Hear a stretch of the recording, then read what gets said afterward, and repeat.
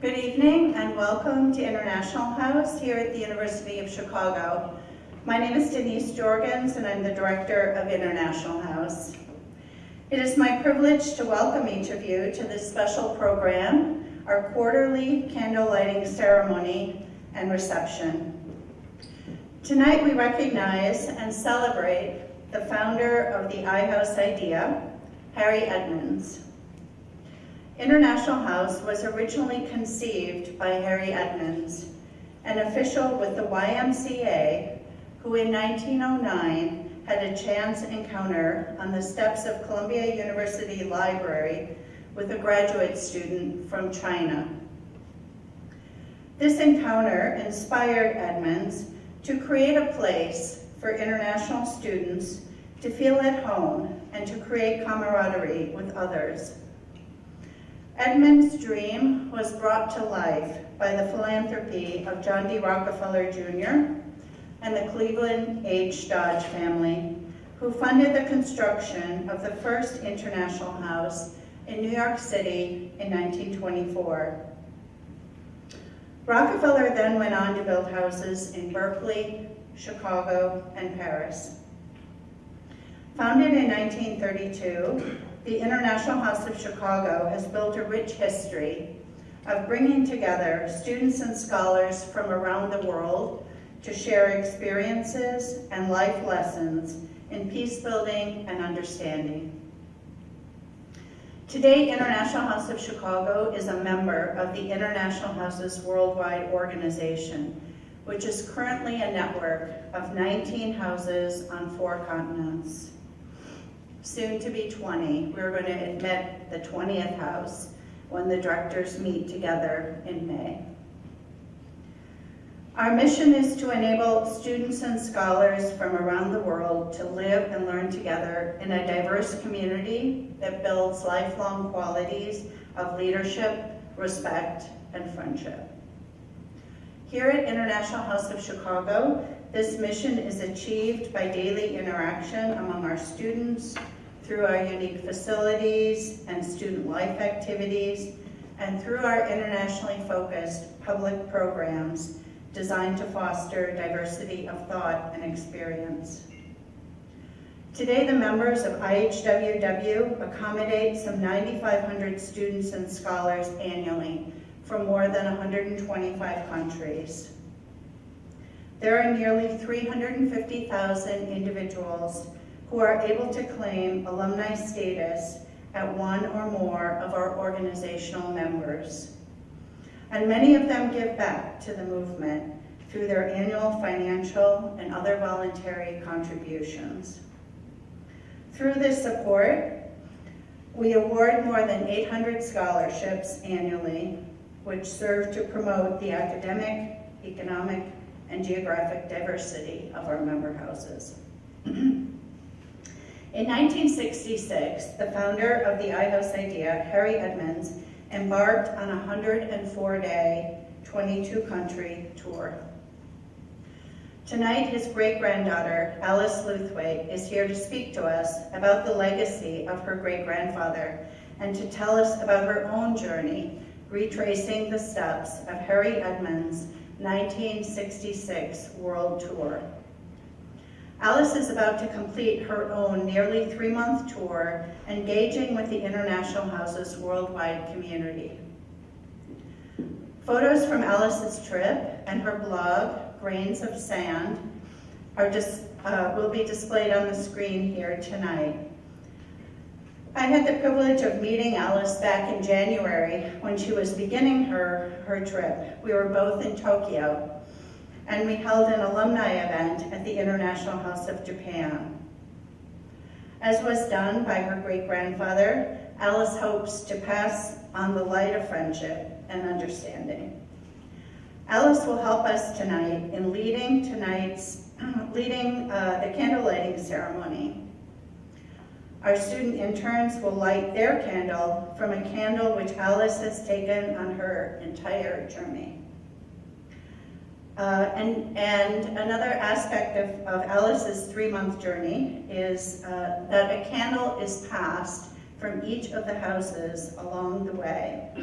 So tonight we are pleased to receive a candle from International House New York alumni in London, and we will send a candle to the International House of New York, which will be the final stop on Alice's incredible trip.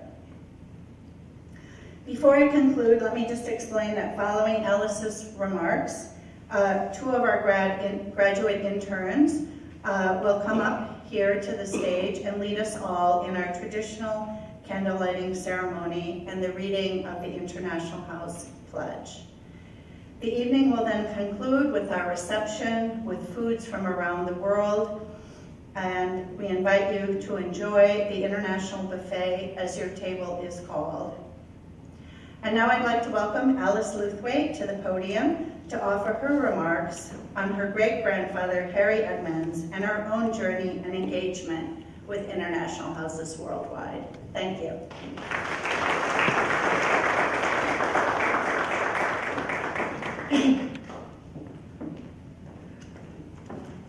Good evening, everyone. As Denise said, my name is Alice Lewthwaite, and it's an absolute pleasure to be here with you this evening. There we go. 53 years ago, on January the 5th, in 1966, my great-grandfather, Harry Edmonds, aged 83, set off quite quietly from International House, New York. He was probably wearing his little black hat, and he was wearing his old raincoat and was carrying a leather suitcase. He was 83 years old, as I said, and he was travelling alone. He was off on his final world tour, and in the next 104 days he would visit 18 countries and meet over 1,000 alumni from the international houses, which I don't think is too bad considering there was no social media in those days. It's this world tour that I've been recreating, following Harry's itinerary as far as possible. I started on the 1st of January in New York and will finish back there tomorrow, also having visited 18 countries. Harry was American, but however you might be able to tell that I am actually British. And this is because both Harry's daughters married Englishmen, so my grandmother married an Englishman. I live just outside London, and when I'm not travelling the world, my career has been focused around people, operations, transformation and change across a wide number of organisations. Sadly, I never met Harry, but doing this trip and meeting people who have, I think he was a very engaging and wonderful man, and I particularly admire that he was a man of action.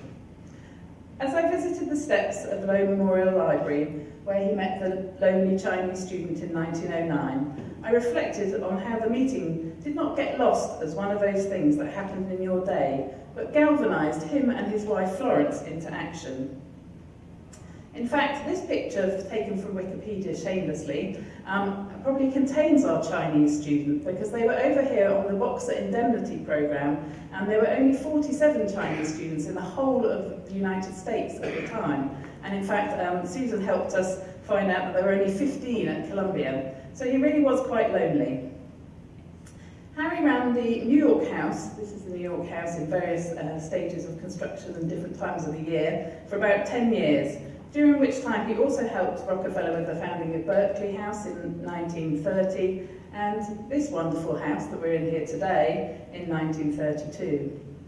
My great-grandfather devoted the whole of his very long life to the idea behind the 3 original Rockefeller houses, encouraging tolerance, understanding and international friendship. And he was on hand to support the opening or planning of other houses around the world, some of which were realised, like the one in Paris. This is the Maison Internationale, which is part of the City Université. Or on this picture, the one that's more white is International Student House London, which was founded by Mary Trevelyan in the 1960s. The other house in this picture is Goodenough College, which is also part of the worldwide group and based in London. And then there were houses which never happened. Like this is the picture of the property that they found in Rome that they wanted to create a house in, but somehow the Romans procrastinated just a little too long and the money got lost. There were also houses that have come and gone. So you can see Harry here in front of the Taipei house, which was in existence till 1992 and then was pulled down, and that's me in front of the new Taipei house, which is somewhat further out of town and needs a bit of work on it, with a lovely lady called Betty who showed me around. One of Harry's great joys was connecting with his international network formed by thousands of International House alumni around the world, which is why when an old friend from Thailand, Faya Vidura, who's there on the left, invited him to Bangkok and offered to pay for his expenses, he took him up and set out on his world tour in 1966. Harry stayed for 2 weeks with Faya and his family, and that's a picture of him on his trip. By all accounts, Harry was quite a celebrity on his trip, and he got a lot more press coverage than I've managed. And he even met people like President Marcos in the Philippines and other country leaders as he went round. And he had a lot of parties thrown for him too. Now you have to remember that he was 83, and so he writes quite a lot in his memoirs about how he paced himself by not eating too much and having a lot of naps. In this world trip, I've been following Harry's itinerary as far as possible, and these are the 18 countries and 25 stops that I've done. You might notice there's only 24, but I've got to get back to London, so I count that as a stop. And my goal has also been to meet alumni from all the houses, passing on the light of tolerance, understanding and international friendship. I started on the 1st of January, and Chicago is my penultimate stop. In fact, Chicago was not on Harry's itinerary, but Denise was very persuasive that I had to visit all 3 Rockefeller houses on my trip, so I added it in, and I'm extremely glad that I did, having been able to see around it today.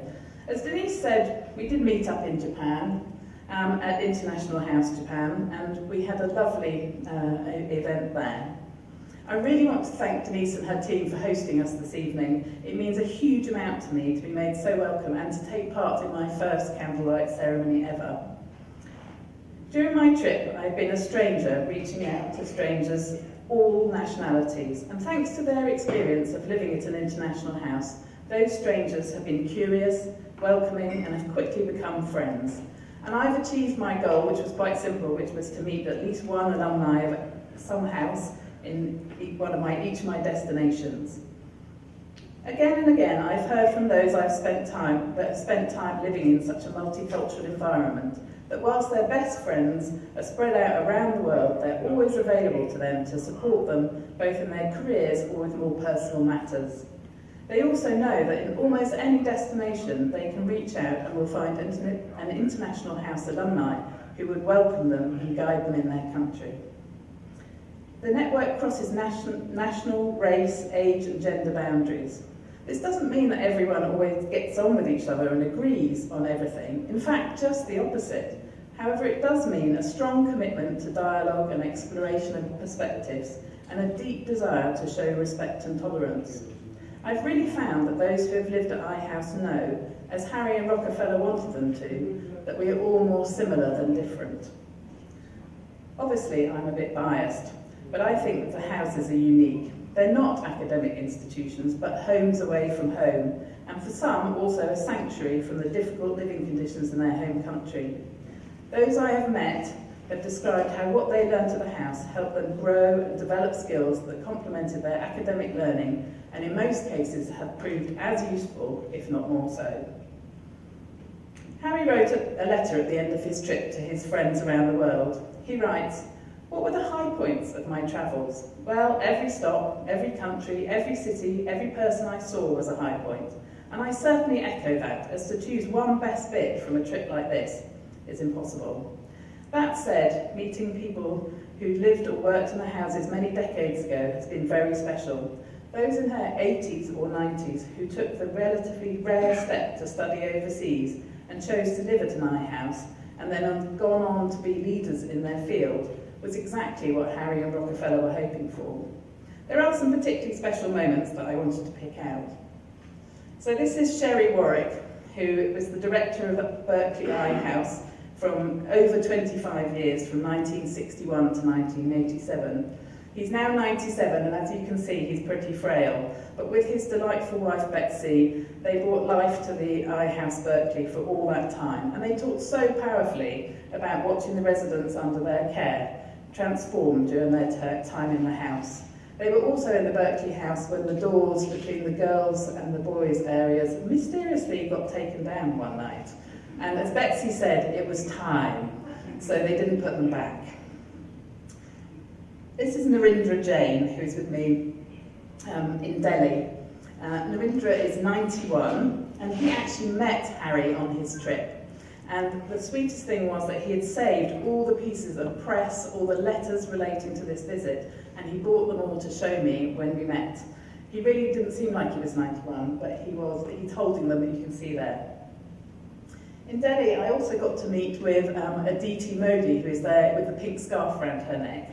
And she runs the Chicago Eye House at the Chicago Centre in Delhi. And with her team, they very kindly hosted me. And she told me the wonderful story about how when she arrived at Eye House Chicago on her first day, to her surprise, she was welcomed by Professor Ralph Nichols, who's with us here today, in perfect Bengali. Aditi had grown up in the state of West Bengal speaking Bengali, so Professor Nicholas made her feel immediately at home. And over the next few years, Aditi did get invited to Ralph and Martha's home quite a few times, and she thinks this may have been something to do with her Bengali heritage. Then we have Morgan Randall, who's the shorter of the two gentlemen in the picture. He's a Berkeley alum, originally from Texas, who's starting out on his career as a data scientist, and he lives outside Munich. I loved his story as he made the very conscious decision to meet everyone in Berkeley Eye House each of the years that he lived there. And he did this by drawing their portraits on the whiteboards outside their room. Through these short interactions, he made friends, learned about other cultures, and he also got his job in Munich because he carried on drawing portraits. So that's my portrait. He does them with 2 hands, and he does them in about 5 minutes. But he drew a guy on a train, and the guy offered him a job. So you never know. Doris, who's in this picture, emailed me when I was in Manila saying we had to meet, as she had to tell me her Eye House story. So we did. It turned out that her now 4-year-old daughter, Fatima, who's also in this picture, had been born while she was completing a human rights advocacy program at Columbia and living at Eye House. She wanted to share with me how the Eye House community had come together and shown love and care as she struggled to cope with a premature baby in a strange country. Fatima also has the great distinguished kind of thing of having 500 Riverside Drive, which is Eye House New York's address, on her birth certificate, which may be unique. I was also lucky enough to spend time with Harry's granddaughter. So this is Sandy Edmonds, and she joined me in Beirut. So as part of my journey of finding out about Harry, I met Sandy, and she came to Beirut, and she's a very special lady. So this has been both a personal journey of meeting new relatives, but also meeting alumni. I think Harry would have been so pleased about how things have turned out. But I also think, just as he did in 1966, he would feel that there's work still to be done, and that the houses have a very significant part to play in countering some of the populism being played out across the world. On his trip, he set out a challenge to those he met, which sums up what I've also hoped in some small way to do. I think the human race today is facing the fateful moment in history, and that any group that has lived in the International House, whether in New York or any other place, should fully realise this, he said. Many of them have influence and are in positions to exercise their influence for world peace. I'm trying to awaken in them to work with the spirit with which they lived while staying at the International Houses, to continue their affiliation with the idea of International House.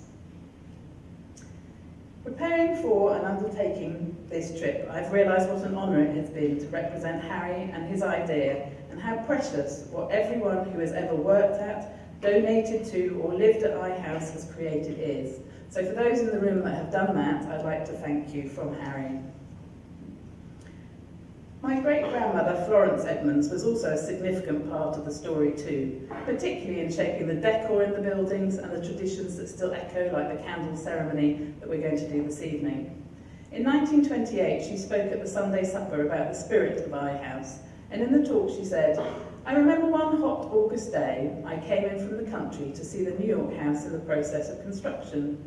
The great girders seemed almost to touch the sky, and the building looked so large that I suddenly felt very small and wondered whether those of us who love the work could keep the spiritual above the material.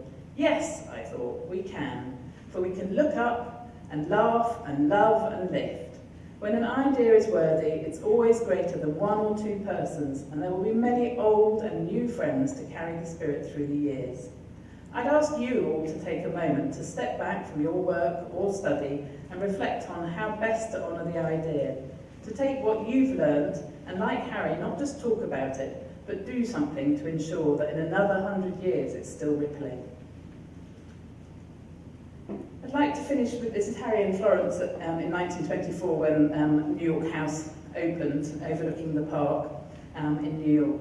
And I'd like to finish with a quote from Harry's great benefactor and supporter, John D. Rockefeller, in 1938, which, as we look around us and sometimes are filled with despair about the state of the world, I think can encourage us in our quests. This is what Rockefeller said.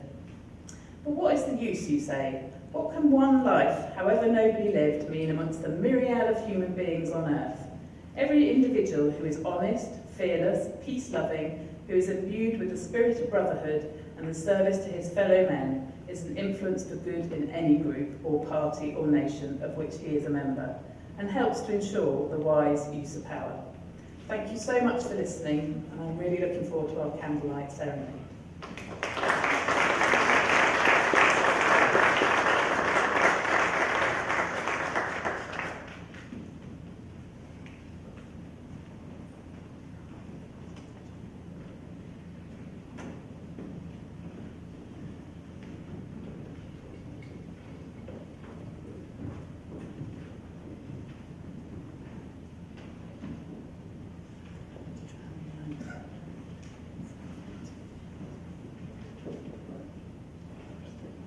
Hi, my name is Kevin Irakose. I'm a iHouse intern and fellow.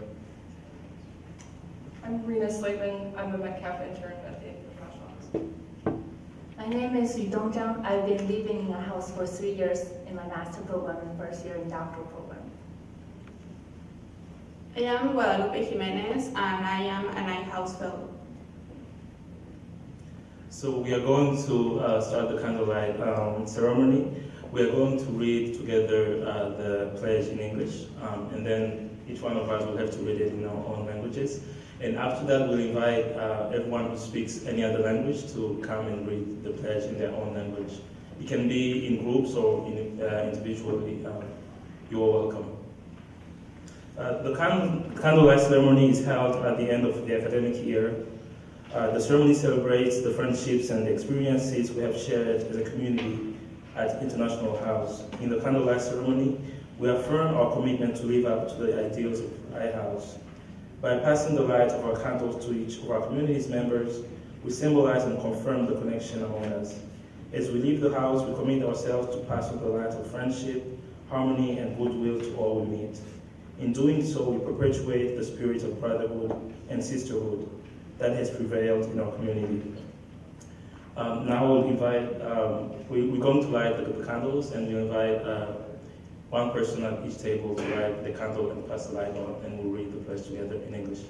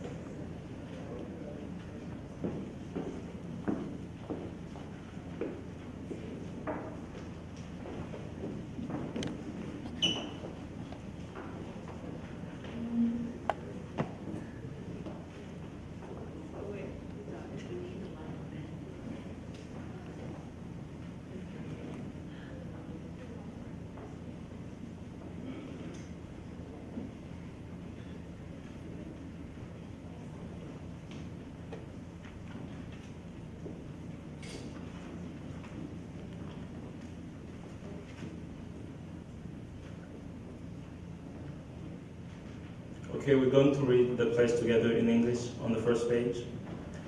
As light begets light, so love, friendship, and goodwill are passed from one to another. We who have come from many nations to live in one fellowship at International House, promise one another to pass the light wherever we go. I read it in French now. De même que la lumière engendre la lumière, de même l'amour, l'amitié et la bonne volonté de l'un à l'autre se transmettent. Nous qui sommes venus de nombreuses nations pour vivre à International House, le temps d'un engagement, nous nous promettons l'un à l'autre d'apporter la lumière partout où nous irons. I will read the pledge in Russian. Как из искры возгорается пламя, так любовь, дружба и добрая воля передаются от человека к человеку. Мы, дети разных народов, собравшиеся, чтобы жить единым сообществом в интернациональном доме, клянемся друг другу нести свет повсюду, где бы мы ни оказались. I will read in Chinese. 点点烛光治燎原，友情祝愿传人间。四海佳人聚学社，世播光芒满世界。I will read it in Spanish. Como la luz genera la luz, así también el amor, la amistad y la buena voluntad se transmiten de unos a otros. Los que hemos venido de muchas naciones para vivir juntos en fraternidad en International House, nos comprometemos a pasar esta luz donde quiera que vayamos. Now we welcome you to come say it in your own languages, if you can.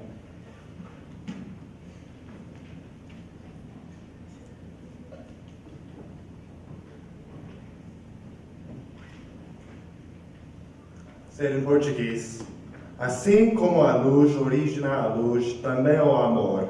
A amizade e a boa vontade passam de um para outro. Nós que viemos de muitas nações para viver em fraternidade na Casa Internacional, prometemos uns a outros para passar a luz onde quer que vamos.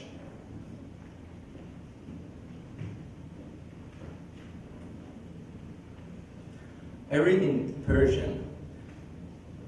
همانطور که نور از نور زاده می شود، عشق، دوستی و پندار نیک از شخصی به شخص دیگر منتقل می شود. ما از ملیت‌های گوناگون به مهر در این خانه بین الملل گرد هم آمده ایم و به یکدیگر قول می دهیم که هر کجا برویم ناقل نور باشیم.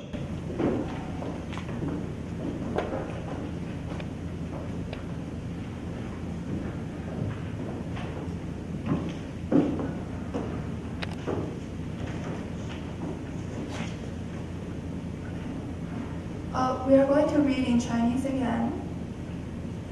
点点点烛光治燎原，友情祝愿传人间。四海佳人聚学社，世播光芒满世界。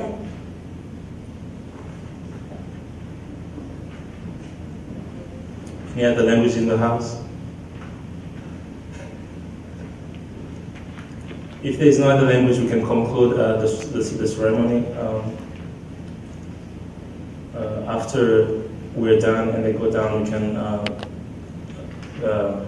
turn off the lights, and then we'll have food and appetizers will open up. Thank you.